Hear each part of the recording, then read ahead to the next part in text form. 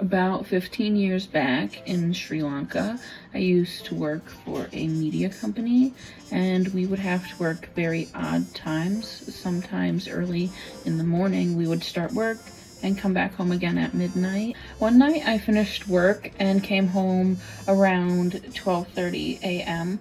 My bedroom was like an office room in the house. I jumped at the idea of taking it since there was a door I could go out to the garden in our backyard, and I had just started smoking cigarettes and no one in my house knew about it at the time.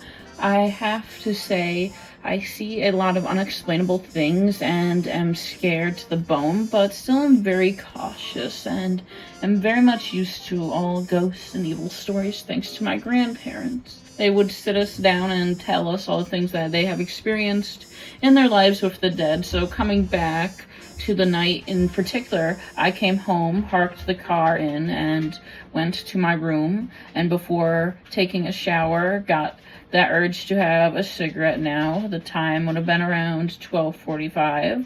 I opened my door to the backyard and sitting on the top lit my cigarette and took a couple of pulls. Just about 15 feet away, we had a big mango tree. I saw someone peep from behind the tree. I got a bit alarmed and stood up and asked who it is.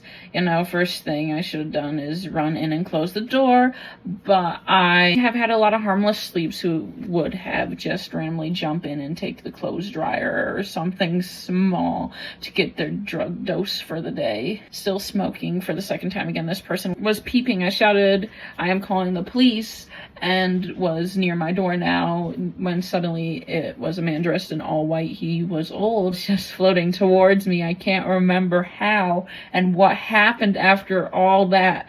When I opened my eyes, I was in my sister's room and she started shaking me to ask what had happened, as she had woken up when I had jumped on her to her bed. Later we found out the house is built on an old graveyard. We lived there almost 10 years, and yes, there is so much more I can tell, but that is for another day.